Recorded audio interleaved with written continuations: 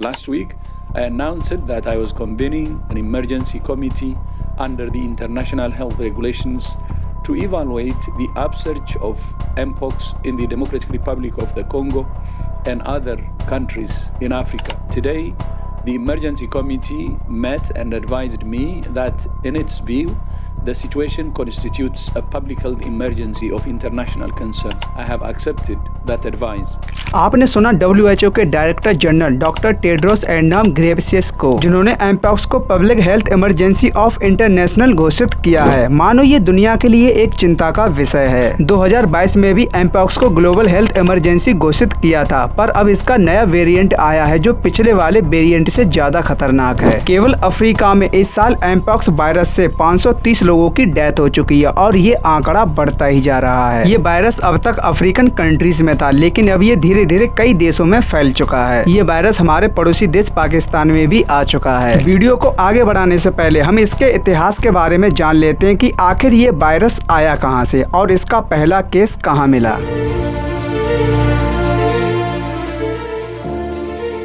1950 में दुनिया भर में पोलियो एक खतरनाक बीमारी बनती जा रही थी। साइंटिस्ट पोलियो के खिलाफ वैक्सीन बनाने की तैयारी में जुटे थे। वैक्सीन के ट्रायल के लिए साइंटिस्टों को बंदरों की जरूरत थी। रिसर्च के लिए बड़ी संख्या में बंदरों को एक लैब में रखा। ऐसी ही एक लैब डेनमार्क के कोपेनहेगन में भी थी। 1958 में यहाँ लैब में रखे गए बंदरों में अजीब सी बीमारी देखी गई। इन बंदरों के शरीर पर चेचक जैसे दाने उभर आए थे। ये बंदर मलेशिया से कोपेनहेगन लाए गए थे। जब इन बंदरों की जांच की गई तो इनमें एक नया वायरस निकला। ये वायरस पहली बार बंदरों में मिला था, इसी वजह से इन्हें मंकी पॉक्स का नाम दिया गया। 1958 से 1968 के बीच एशिया से आने वाले सैकड़ों बंदरों में कई बार मंकी पॉक्स वायरस फैला। उस समय साइंटिस्टों को लगा कि ये वायरस एशिया से फैला है, लेकिन जब भारत, इंडोनेशिया, मलेशिया और जापान के हजारों बंदरों का ब्लड टेस्ट किया गया तो इनमें मंकी पॉक्स के खिलाफ एंटीबॉडी नहीं मिली। इससे साइंटिस्ट हैरान रह गए, क्योंकि सालों बाद भी इस वायरस के ओरिजिन सोर्स का पता नहीं लगा पाए थे। लेकिन साइंटिस्ट इस वायरस का पता पूरी तरह से तब लगा पाए जब इंसानों में मंकी पॉक्स का पहला केस 1970 में सामने आया, जो कि कोंगो के रहने वाले एक 9 साल के बच्चे में पाया गया था। ये केस इसलिए हैरान करने वाला था क्योंकि 1968 में यहाँ से चेचक पूरी तरह से खत्म हो गया था। जब इंसान के मंकी पॉक्स से इन्फेक्टेड होने का पहला केस सामने आने के बाद कई अफ्रीकी देशों में जब बंदरों और गिलहरियों का टेस्ट किया गया तो उनमें एमपॉक्स के खिलाफ एंटीबॉडी मिली। इससे साइंटिस्टों ने अनुमान लगाया कि मंकी पॉक्स का ओरिजिन सोर्स अफ्रीका ही है। अफ्रीका से ही एशियाई बंदरों में ये वायरस फैला है। इसके बाद कांगो के अलावा Benin, Cameroon, Gabon, Liberia, Nigeria, दक्षिण सूडान समेत कई अफ्रीकी कंट्रीज में इंसानों में मंकी पॉक्स वायरस के कई केसेस सामने आने लगे। 2003 में पहली बार ये वायरस अफ्रीका से बाहर फैला। तब अमेरिका में एक व्यक्ति इससे इन्फेक्टेड मिला था। उसमें ये इन्फेक्शन पालतू कुत्ते से फैला था। ये कुत्ता अफ्रीकी देश घाना से लाया गया था। फिर सितंबर 2018 में इजराइल, मई 2019 में यूके, दिसंबर 2019 में सिंगापुर जैसी कंट्रीज में भी इसके केसेस सामने आने लगे। WHO के अकॉर्डिंग मंकी पॉक्स जानवरों से इंसानों में फैलने वाली बीमारी है। मंकी पॉक्स एक जेनेटिक बीमारी है। जेनेटिक बीमारी वो होती है जो जानवरों से इंसानों में होती है, फिर एक इंसान से दूसरे इंसान में फैलती है। मंकी पॉक्स एक रेयर बीमारी है जो मंकी पॉक्स वायरस के इन्फेक्शन से होती है। ये वायरस उसी वेरियोला वायरस फैमिली का एक हिस्सा है जिससे चेचक होता है। एमपॉक्स के लक्षण चेचक जैसे ही होते हैं। किसी वायरस का ह्यूमन टू ह्यूमन और animal to human transmission common है, लेकिन ह्यूमन टू एनिमल ट्रांसमिशन काफी रेयर है। फिर भी घर में कोई इन्फेक्टेड है तो उसे पालतू जानवरों का दूर रखना ही बेहतर है, क्योंकि पालतू जानवर घर के बाकी सदस्यों के साथ रहते हैं और उससे इन्फेक्शन फैल सकता है। चलिए इस वायरस के कुछ लक्षण जानते हैं कि इस वायरस के कांटेक्ट में आने के बाद आपकी बॉडी पर क्या क्या साइड इफेक्ट देखने को मिलेंगे। पहला है बुखार आना, सिर दर्द होना, मरीज की स्किन पर घाव पड़ जाते हैं। ये घाव पहले छोटे छोटे होते हैं, फिर बड़े होकर फफोले टाइम में बन जाते हैं। अगर लक्षण हल्के हैं तो अक्सर मरीज अपने आप ठीक हो जाते हैं। हालांकि मरीज को ठीक होने में कम से कम 4 हफ्ते का टाइम लगता है। ये बीमारी उन लोगों को ज्यादा खतरनाक है जिनकी इम्यूनिटी पावर थोड़ी वीक होती है, जैसे बच्चे, बुजुर्ग बुजुर्ग, लेकिन ये वायरस अब तक भारत में नहीं आया है, यानी भारत में एक भी केस नहीं है एमपॉक्स का, और इससे डरने की ज्यादा भी जरूरत नहीं है। ये नॉर्मली वायरस है और इससे मरीज आसानी से और जल्दी रिकवर हो जाता है।